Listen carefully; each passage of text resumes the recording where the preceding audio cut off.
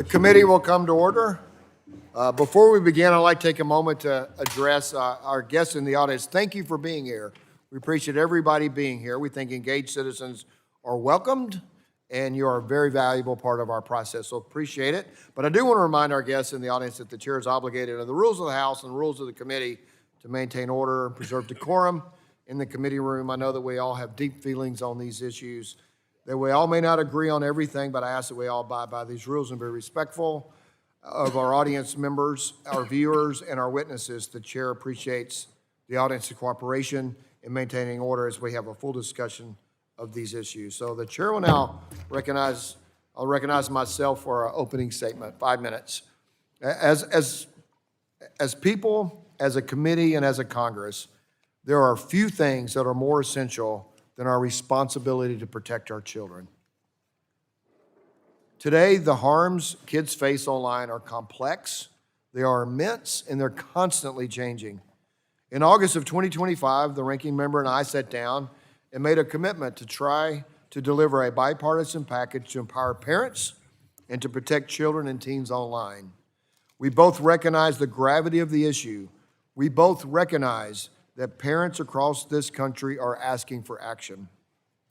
Since that time, the bipartisan committee staff has spent more than 40 hours directly negotiating these bills and countless more working with members on this committee, stakeholders, and each other to build consensus.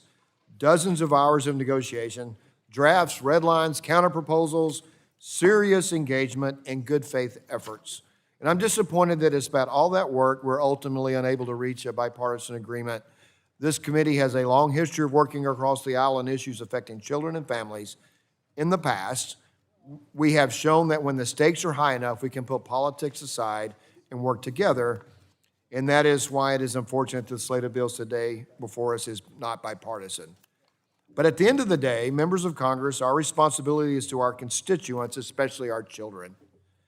Across the country, children are being targeted, groomed, harassed, and exploited online. Algorithms amplify addictive, harmful content. Predators exploit anonymity, and parents are left trying to navigate a digital world that evolves faster than the safeguards they have at their disposal. Every month we delay, more families experience the kind of devastation that no parent should ever endure. We worked hard to try to make these bills bipartisan. We meant it when we said we wanted to get there. But the absence of a bipartisan consensus cannot be an excuse for inaction. We hoped to do this with our Democrat colleagues, but if we cannot do it together, we still must move forward, and the time is now. We're taking the meaningful steps forward to empower parents and protect children and teens online. We owe it to parents. We owe it to communities, and most importantly, we owe it to the kids who are counting on us to get this right. Today, we will also mark up 5 bills from the Energy Subcommittee, which will help ensure the physical and cybersecurity of one of America's greatest forms of infrastructure, our electric grid. As more and more of our lives become digital, the physical and cybersecurity threats to our grid grow in frequency and impact, particularly from adverse nation states.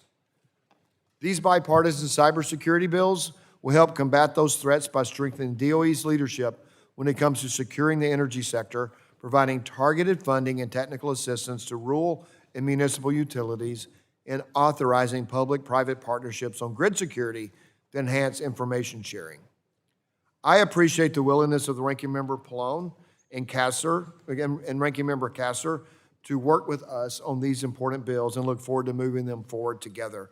Thank you, and I now yield to the Ranking Member of the full committee, my good friend, Mr. Pallone, the gentleman from New Jersey. Recognized for 5 minutes for your opening statement.